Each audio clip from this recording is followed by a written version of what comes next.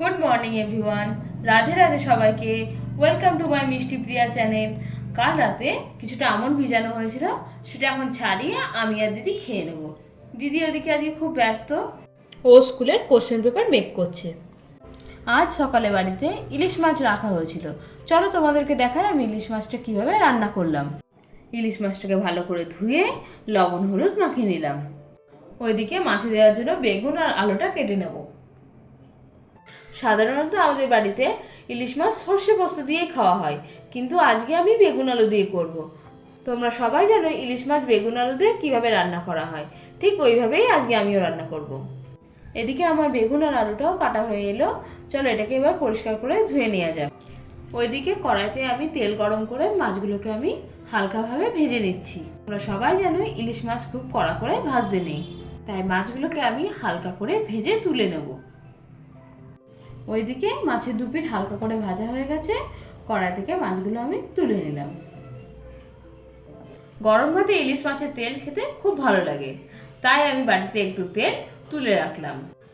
বাকি মাছগুলোকে আবারও আমি হালকাভাবে ভেজে তুলে রাখবো। এরপর মাছে যে বেগুন আলুটা দেবো সেটা আমি একে একে ভেজে নেব। বেগুনটাকে একটু লাল লাল করে ভাজবো, আলুটাকেও একটু লাল লাল করে ভাজবো। বেগুন ভাজার সময় স্বাদ মতো লবণ আর হলুদ দিয়ে দেবো। ভালো করে নাড়িয়ে চাড়িয়ে বেগুনটাকে ঢাকা দিয়ে দেবো ভাজার জন্য।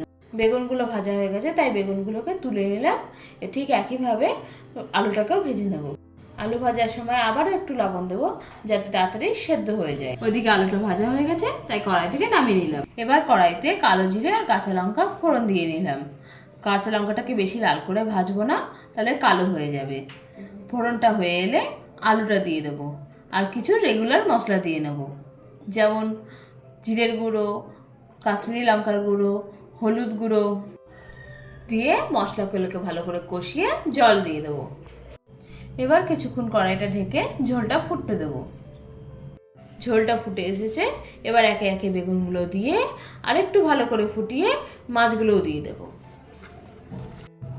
মাছগুলোকে দিয়ে হালকা ফুটিয়ে নামিয়ে নেব, কারণ মা বলে ঝোলে ইলিশ মাছ বেশিক্ষণ ফোটাতে নেই। বেগুন আলু দিয়ে ইলিশ মাছের ঝোল আমার হয়ে গেছে। আজকের মতোই এইটুকু, টাটা।